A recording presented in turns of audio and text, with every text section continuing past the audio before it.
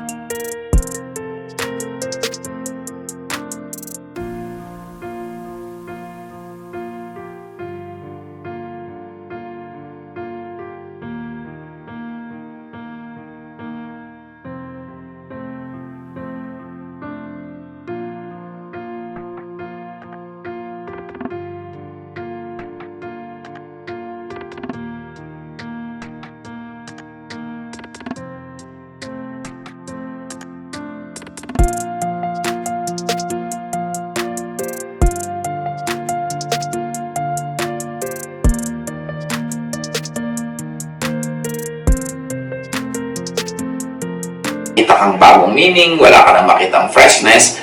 Kaya pagkaiba-iba yung ginagamit ng version, nagkakaroon ng sense of newness.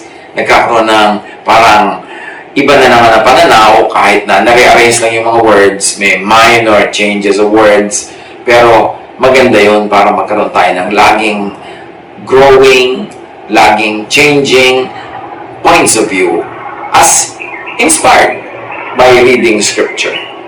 So, isa-isahin nating pag-aralan itong mga verses ng Psalm 23. Why is it so enduring? Why is it the most popular chapter in the Old Testament? Psalm 23, The Lord is my shepherd, I lack nothing. Siyempre, kung pastol ka, magaling kang pastol, ang mga tupa mo, laging kakain sa oras, makakainom sa oras, kailangan nila ng protection, ipoprotect mo sila sa mga wild animals. Ang mga tupa pa naman ay mahina ang memory, madalas mahulog, madalas maligaw, so dapat ginaguide. Kaya wala na akong hahanapin pa kung ang Panginoong Diyos ang aking pastol. Yan ang sinasabi itong Psalm 23:1. He makes me lie down in green pastures. He leads me beside quiet waters. He refreshes my soul. Yan lang naman talaga ang kailangan ng pastol na gawin. At yan lang ang kailangan ng tupa. Ang kailangan lang ng tupa, green damo, para makain at para maupuan, mahigaan, mapagpahingahan. Kasi ang init-init ng desert, ang init-init ng mga bato ng buhangin, so kailangan niya ng green pasture. At dinadala daw siya ng pastol sa tabi ng mga tahimik na tubig. Kasi ang mga tupa, takot yan sa moving water, sa noisy water. So ang gusto niya yung halos walang kagalaw-galaw na tubig. Doon siya makakainom, hindi siya natatakot doon. Ang doon siya makakatawid sa tubig na mababaw na tahimik, hindi yung may agos, may lagaslas. At dahil dyan, sabi ng tupa, He refreshes my soul. My shepherd refreshes my soul. So gusto mong masatisfy, gusto mong madaling sumaya, mapuno ang mga pangangailangan, maging tupa ka ng Diyos. And in particular, maging tupa ka ni Jesus. Pero kung hindi ka tupa, hindi ka magpapakatupa kay Jesus, hindi ka masasatisfy. Halimbawa, magpapakalayon ka. O, isasaya ka ba sa damo? Sasaya ka ba sa quiet water? Pag may damo, may tubig, happy ka na? No! Gusto mo maghabol ng mga usa, maghabol ng mga ibang hayop para kainin mo sila ng buhay. So, kung magpapakalayon ka, hindi ka sasaya kay Jesus. Kung naman ang gusto mo halimbawa ay magpakaibon, gusto mo lumilipad ng mataas sa mataas, wala naman sa paglipad yung ibinibigay na comfort at ibinibigay na alaga ng shepherd. So, hindi ka sasaya kay Jesus sa Diyos kung magpapakaibon ka. Kung gusto mong sumaya sa Diyos, magpakatupa ka kasi ang Diyos ay pastol. At ang mga skills ng pastol ang kanyang ministrations, ang kanyang mga pagbibigay ay bagay sa tupa. Kaya mahalaga na may attitude tayo na parang tupa. Yung kimi, mabait, masunurin sa ating pastol para tayo sumaya. At maraming mga anak ng Diyos, hindi sila masaya kasi hindi sila nagpapaka-anak ng Diyos. Para silang anak ng kung ano, anak ng bulkan, anak ng kuweba, anak ng kung sino-sino. Marami silang hinahanap at hinihingi na hindi naman yun ang ipinapangako sa kanila ng Diyos, hindi naman yun ang kalooban sa kanila ng Diyos, hindi sila sasaya. So again, you want to be happy, you want na I shall not want, ang sasabihin mo sa buhay, ang Diyos ay pastol, ang papel mo, magpakatupa. Sa pagpapatuloy ng Psalm 23, He guides me along the right paths for His name's sake. Even though I walk through the darkest valley, I will fear no evil, for you are with me. Your rod and your staff, they comfort me. Ang mga tupa, ayaw nila sa madilim, ayaw nila sa mga libis. Alam nyo yung space between two ranges of mountains or space between two hills. Yun yung valley. Madilim doon, madawag, matinik, at madalas marami doon mga hayop na naghihintay lang ng mga tupa para kainin nila yung tupa, mga wild beasts.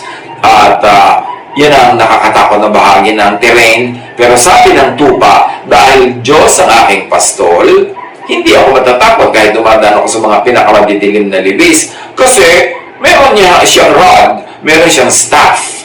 Yung rod at staff, hawak yan ng pastol. Yung pastol una, yung staff niya, yung likho na parang letter C, yung dulo, yan ay ginagamit niya para ang tupa ay hilahin sa leeg pagka yung nahulog sa bangin o nahulog dito. Panghila niya yan pagka mahuhulog na o kaya maliligaw, ibalik niya sa linya, ibalik niya sa tamang lugar. Pero yun namang rod, usually matigas na matigas yun, yun ang pambaton niya sa mga wild animals na gustong agawin yung mga tupa, takayin at kainin. So may rod, merong staff. Yung rod, usually ginagamit niya yan sa kalaban. At yung staff, ginagamit niya sa tupa mismo. And because of that, merong comfort yung tupa pag nakikita niya yung rod and staff. At sabi pa niya, you prepare a table before me in the presence of my enemies. This will be appreciated when we have some working knowledge on the culture of the desert dwellers. Yung mga Bedouins, yung mga people of the desert, kasi yung mga Israelites, mga people of the desert yan, pati rin naman yung mga neighbors nila. Na sa mga desert dwellers, pagka ikaw ay inalok nilang kumain sa kanilang tent, and usually maghahanda sila sa labas ng tent kasi maliit lang yung loob, nandun yung babae, nandun yung pamilya, nandun yung mga gamit. So nakatambay lang sa labas ng tent yung lalaki, may konting kubol siya doon, may carpet, doon siya nakaupo maghapon, nagpapahangin, at doon na rin siya kumakain. At pag may bisita siya, doon niya papakainin. Pero pag pinakain ka ng tent dweller, sa labas ng kanyang tent, nakikita ng mga ibang taong dumadaan, nakikita ng mga ibang taong nakatira sa ibang tent, doon sa banda rito. Ang ibig sabihin nun, ipagtatanggol nitong host, yung guest. Sukdo lang, ikamatay niya. Dadaan muna sa ibabaw ng kanyang malamig na bangkay ang sino mong gustong sumalakay sa kanyang bisita. So when a desert dweller feeds you in the presence of your enemies, it means you are well protected. And if God is your shepherd na naghahain para sa iyo, na nakikita na yung mga kalaban, it means God will protect you. So, because God is my shepherd, I feel protected. I am protected. I know that I am protected. At sa pagpapatuloy ng Psalm, you anoint my head with oil, my cup overflows. Yung pag-anoint ng head with oil, pagpapahid ng langis sa ulo, ay halaga yan, nakaka-comfort yan sa mainit na desert. At yung oil na yun, hindi naman yun yung malagkit. Kaya comfortable talaga yun, mabango yun, nakakapag-revive ng senses, at ibig sabihin din nun, ikay pinapahalagan, that you are esteemed, that you are valued. Kaya, sabi niya, you, O Lord, anoint my head with oil. My cup overflows. pag binibigyan mo ko ng laman ng aking tasa, ng aking bowl, ng aking mangkok, ay halos umapaw-apaw. Ganon ang pag-ibig mo sa akin. Hindi kulang, hindi tasado, hindi tipid. Halos umapaw. So I feel favored, I feel loved, I feel blessed. In fact, dahil the Lord is my shepherd, I feel very rich. Kaya inaanoint-anoint pa yung head ko with oil, ang cup ko nag-overflow, ipinaghahanda ako ng pagkain na nakikita pa mismo ng aking mga kaaway, dinadala ako sa mga carpet na green grass na fresh, para ko kainin, para ko higaan, pagpahingahan, dinadala ako sa quiet water, hindi basta water lang yung quiet. So, pagka-quiet din kasi yung tubig, tumitining yung mga putik, yung mga alikabok. So, ang linaw-linaw ng tubig dahil hindi ito gumagalaw, nagsesediment, at yung mga naiinom ng tupa ay first-class water. So, napakasarap kung ang Panginoon ang iyong pastol. Pero para maramdaman mo yung sarap na yon, kailangan magpakatupa ka. Tulad nga ng nabanggit na natin. Kung leon ka, hindi ka sasaya sa Panginoon. Meron siyang gagawin sa iyo, pero may gagawin ka rin. The role for you to play is to be sheep. And the Lord is the shepherd. At dahil sa lahat ng mga assurances na ito, sabi ng tupa, surely goodness and love will follow me all the days of my life, and I will dwell in the house of the Lord forever. Surely I will always have and enjoy your goodness and love. Surely I will always enjoy the security of your protection. Na kahit saan tayo pumunta, feeling ko nasa loob ako ng iyong bahay kasi ikaw yung lumulukob sa akin, ikaw yung kasama ko, ikaw yung protector, ikaw yung provider, at hindi ka lang basta nagpo-provide, hindi lang basta green grass, hindi loy-loy, hindi basta tubig, still water. So, nare-refresh ako. Therefore, surely, because you, God, are my shepherd and I am your sheep, I should also be good and loving to others. Yung application nun. I should also be protective of others. Kasi sabi ni Jesus, if you love me, you will follow my example. You will also love one another. By loving one another, you will show the world that you are my disciples. So kung ang Diyos ay shepherd mo, dapat shepherd tayo to each other, of each other. Kung inaalagaan tayo ng Diyos, dapat alagaan din natin ating kapwa, mag-alagaan din tayo. Yun ang conclusion nun, yun ang logical conclusion ng the Lord is my shepherd, I shall not be in want. Therefore, I will also be my brother or my sister's shepherd, so they too will not be in want. The image of God is what Jesus personified. John 1:14, the Word became a human being and lived here with us. We saw His true glory, the glory of the only Son of the Father. From Him, all the kindness and all the truth of God have come down to us. So obviously, God has not been happy with the way He has been being represented or misrepresented by the religions of histories. Kaya ipinadala niya si Jesus para ipadala ang tunay niyang image, ang correct niya na character. At ang character na ipinakilala ni Jesus of the Father is loving, kind, forgiving, accepting, caring. The image of Jesus and the image of the Father is that of the good shepherd. Ang dami-dami namang image shepherd pa ang talagang idiniin.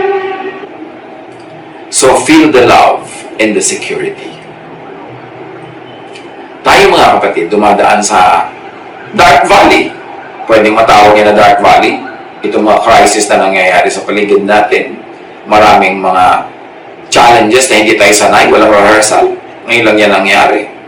Maraming threats, maraming possibilities to be nervous, maraming mga dahilan para mag-alala, mag-worry.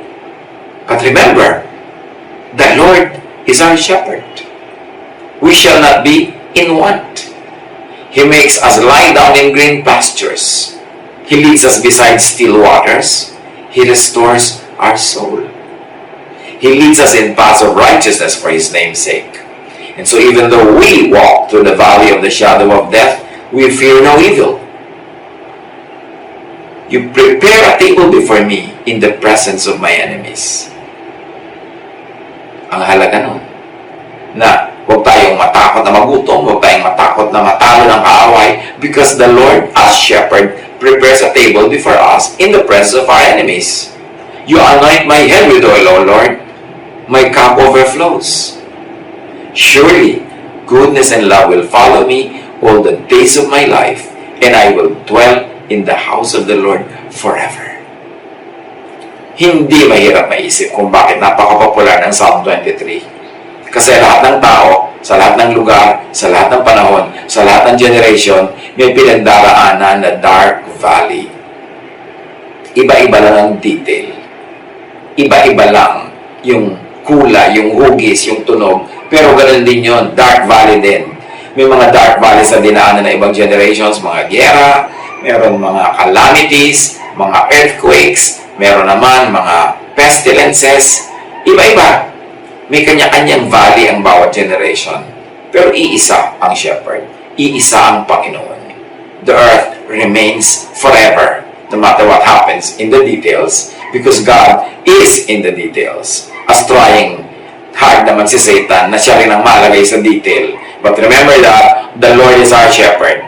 But more than that, remember, we are His sheep. Magpaka-sheep, mag-behave, mag-think, mag-isip bilang sheep. So sa mga pinagdaraanan natin ngayon, ng mga dark valleys, follow Jesus along the right paths, not in the wrong paths. But when you follow the correct shepherd, you will always be in the correct path. Follow Jesus into that refreshing place, in green pastures, beside quiet waters. That can be very physically available to us. And if not, because of some limitations, create it in your mind. Create it by faith. We walk by faith, not by sight. And faith is what is in your mind, what you think of, what you imagine, what you believe. So, yung thoughts natin, yun ang ating bigyan ng direction.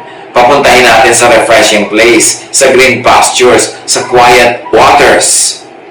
Discipline your thought, your mind. Feast on green grass and fresh water. Get your soul refreshed.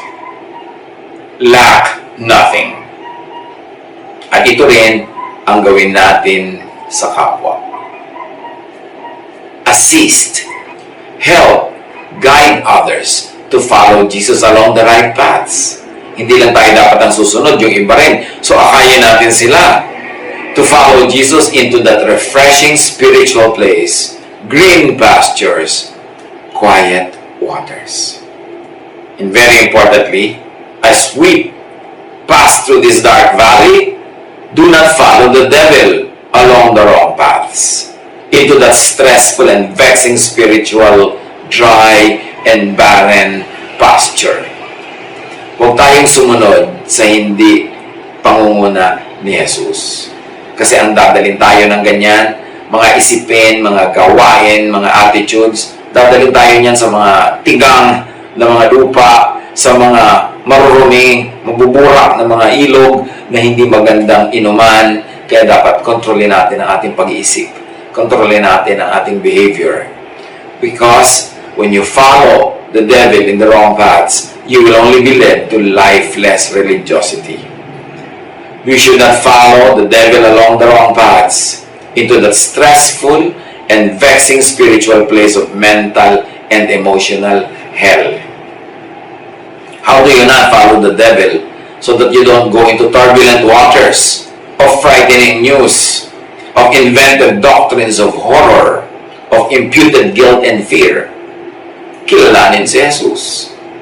Kasi, pwedeng sa para-religion ng tao, sa kababasa ng verses, ang mapuntahan pa niya yung nagpapagulo ng isip, ang interpretation pa niya yung pampagulo, ang masundan pa niya na nag-i-interpret yung nakakagulo na nanakot. So ano mangyayari? You will never go to a quiet green pasture.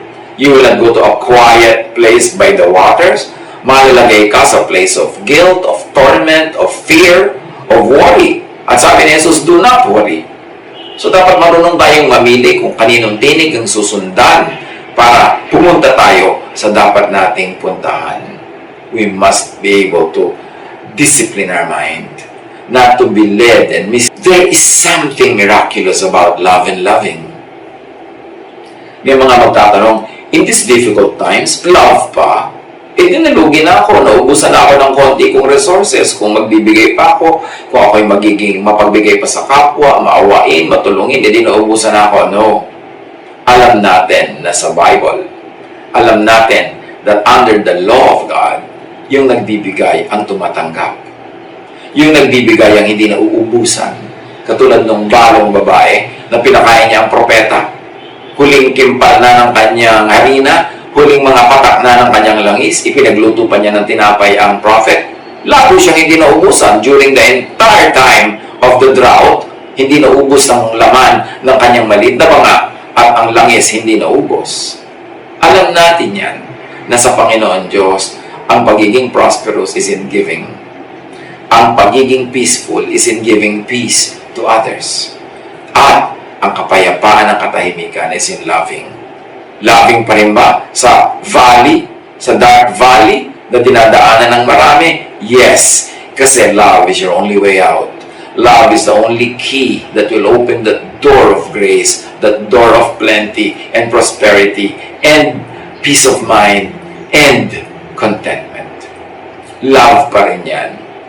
Merong mga pag-aaral ng science at napatunayan nila ang mapagbigay, merong mga nare-release na mga chemicals sa kanyang blood dahil sa saya niya sa pagbibigay at ito ay nagbabalance sa kanyang katawan, nagpapalusog sa kanya at nagpapalakas pa ng kanyang immune system. So still, loving is the answer.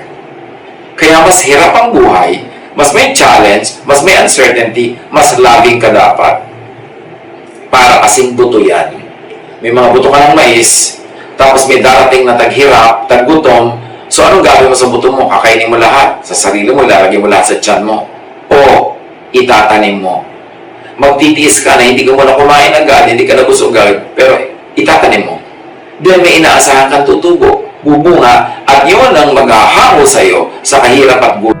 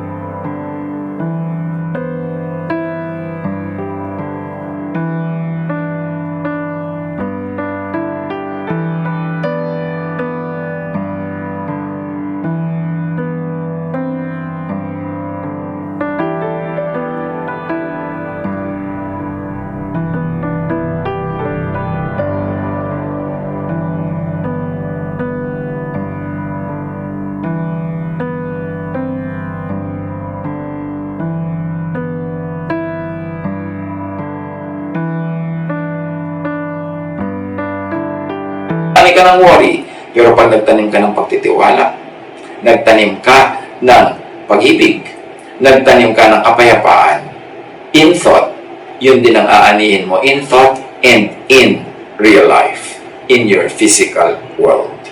Because everything that happens in the realm of thought will manifest in the realm of the physical world. John 21:15-17. Jesus said to Simon Peter, "Do you love me?" "Yes, Lord," he said. "You know that I love you."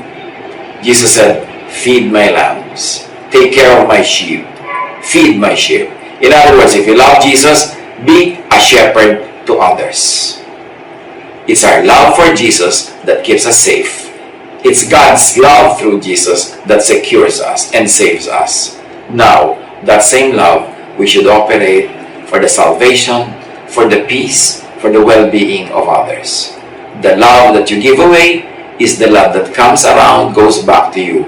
It is the same love that you keep. The shepherd's love. Be sheep to Jesus and be shepherd to other people.